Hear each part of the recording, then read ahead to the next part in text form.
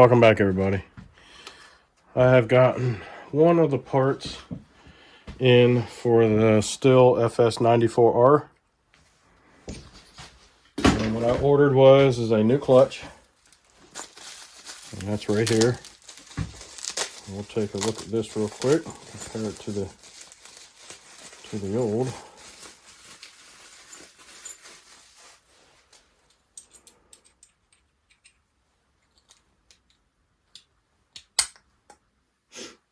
Alright.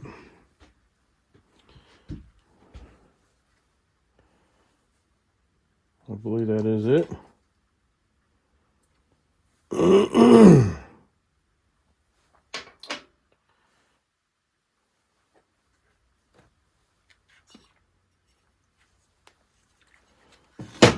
I'd have to take that cover plate off.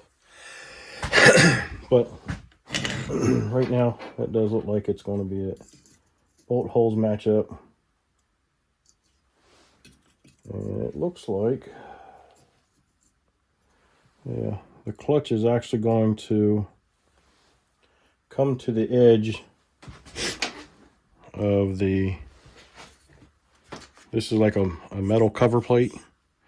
And right now, the old clutch is sunk into that quite a bit. Yeah, and you could tell that the old is worn quite a bit.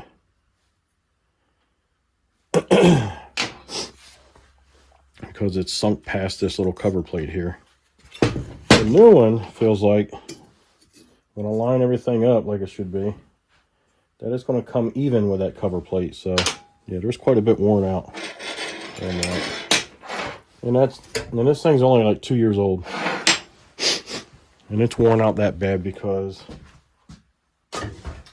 my professional opinion, is the running without the guard on the end of the trimmer. So they're you know, each piece of string sticking out on each side is, you know, they're running it really long, and it should only be about that much instead of, you know, that much. So it's that much harder that the engine and clutch has to work. I mean, all that discoloration, look, that's clutch dust right there. I just wiped off. That's all that is clutch dust. All this rust looking color, powdery stuff here is just the clutch material. And so I've already got this apart, but I want to go, I took it apart so you can see a couple things that you couldn't see if I left it all together. So one of the first things you'll have to do once you get this off of the trimmer itself, and you're able to sit here and work on it, is you have to get this assembly piece out. And I guess you wouldn't have to if you had a set of these snap ring pliers that were long enough to get way down in there. But this does two things. If you get this out, you don't have to reach down as far because this sticks up like so, that much further, which is about 1.5 inches. And then two, you have that small hole you have to reach through versus this larger hole you could reach through. So it just gives you a lot more room. So what I do is, because this thing is shoved down in here,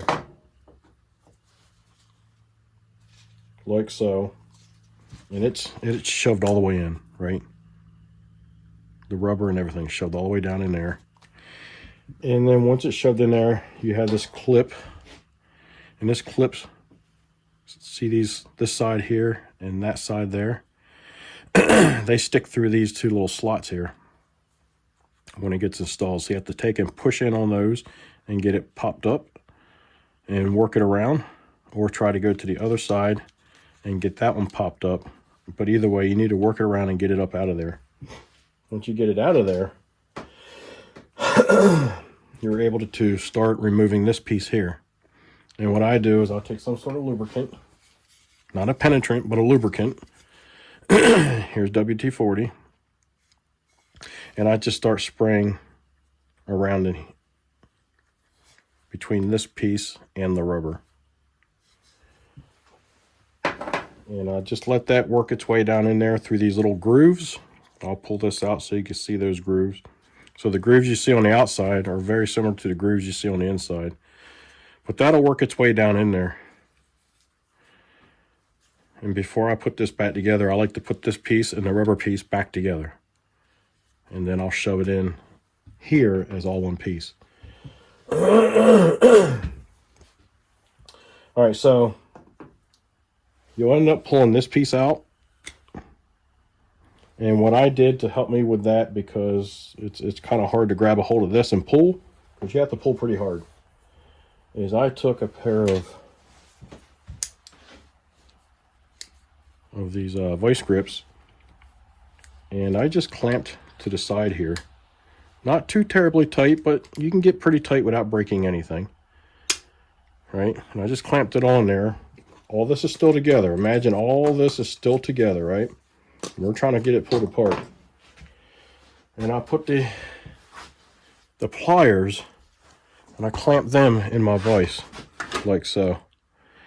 And I just grabbed this whole entire thing and I pulled and I wiggled and I pulled and I wiggled and I pulled and I wiggled until it came apart. And then once I got it apart,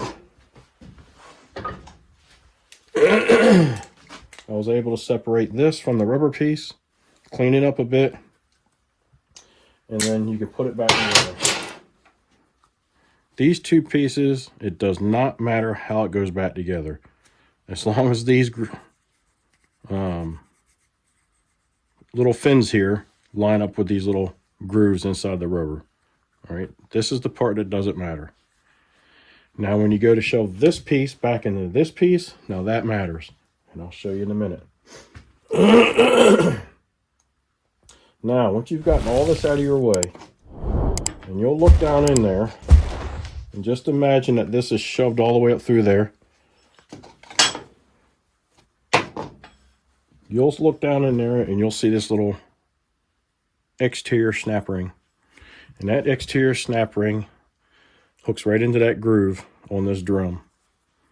And you'll need a pair of these snap ring pliers to reach down in there and take this snap ring off. You can get these fairly cheap, pretty much anywhere. Some of your automotive stores have these. Some Harbor Freight probably has a similar setup as these. And these are designed to have a little elbow here that they can do interior and exterior snap rings. Once you get this snap ring off out of your way, now you're able to take a hammer, some sort of punch, you know, something like this, or a little drift punch, and you're going to take and you're going to drive that joker right out of there. Just drive it right out. All right, it's not going to come out that easy, but because I've already pulled it out, but you're going to just drive it right out. Don't worry about the bearing, because the bearing is actually trapped on both sides. All right, so that outer bearing race pushes up against that plastic, and once they put that bearing in there, they somehow molded the plastic on the inside, so this bearing can't come out either way. So don't worry about that. But if it did push out on a different model or different brand, no big deal. Once you get it off of here, take and put the bearing back in. All right. I don't have this new piece yet. It hasn't arrived. But you would just turn this back upside down, and you would set that piece in there, and you would drive it home until it pushed up against the shoulder, and you'll hear the difference. All right. And once you drive it home, you'll take and put your little clip back on. And then once you put your clip back on, put a little lubricant on the outside of this. You don't need to slop it up. Just spray a little something on it. The best thing to use, if you have any, you can get it anywhere, Walmart, automotive store, whatever, but some silicone spray. And spray that joker down. and make sure you mark how it came off. So I marked that this here lines up with this here. There's my mark. There's my mark. So I know I have to clock it this way. That is the important part. And you just shove it home. Right? Shove it all the way in until it bottoms out. And then you're good to go. And then you'll have this part of it rebuilt. Now you can buy this whole assembly for about $100 plus. It varies. This whole entire assembly with this new bearing and this new clutch hub in it for $100 plus bucks.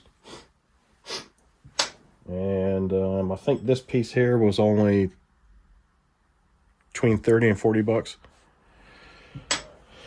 And it only takes a few minutes. The toughest part about this is getting this piece apart, getting it out. That is the toughest part. And that probably took me 3 to 5 minutes just to get that out. This took me maybe 30 seconds to get that driven out. It wasn't hard at all to get out. So, but I've got this all ready to go for when the new clutch drum does get here. I'll just kind of loosely put things together.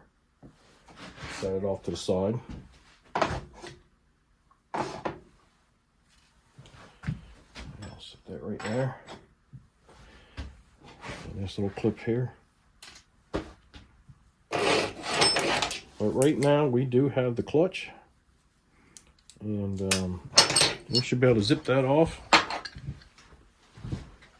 Get the new one on. We'll show you how to do that. Alright.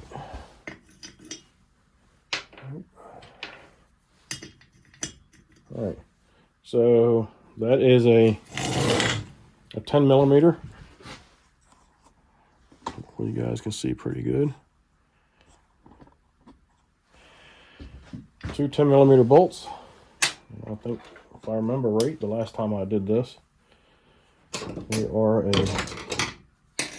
little tough to get off because I believe they are held on or backed up with some thread locker. But we're going to get them out of there.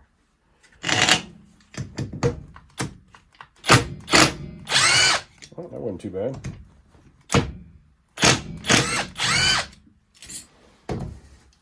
Now, if I remember right, I've done 1 or 2 of his other trimmers because they were worn out.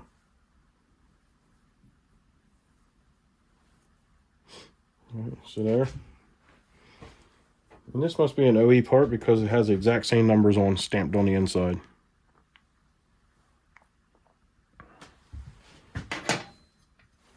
Okay, you got some little bevel shims here. If they come out when you take this off, just make sure they go back. And we'll just set this new one on. It is literally that easy. And we'll set this new cover plate back on. And we'll cinch those down.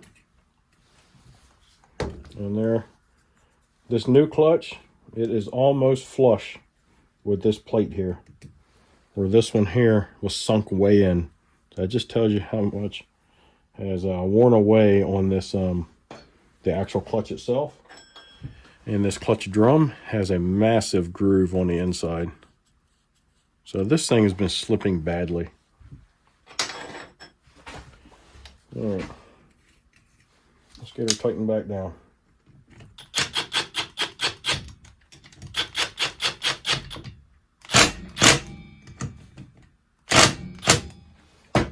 There you go. Job done.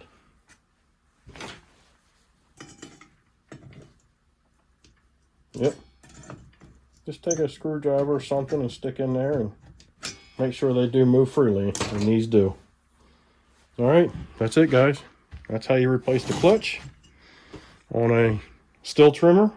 I believe most of them are about the same. And that's how you remove the clutch drum on a Stihl trimmer. And I would say probably all the Stihl trimmers are about the same. All right, guys, have a good one. See you on the next time. Hopefully you enjoyed the content. If so, send me, give me a thumbs up, send me some comments, let me know what you think. Be kind and help people when you can.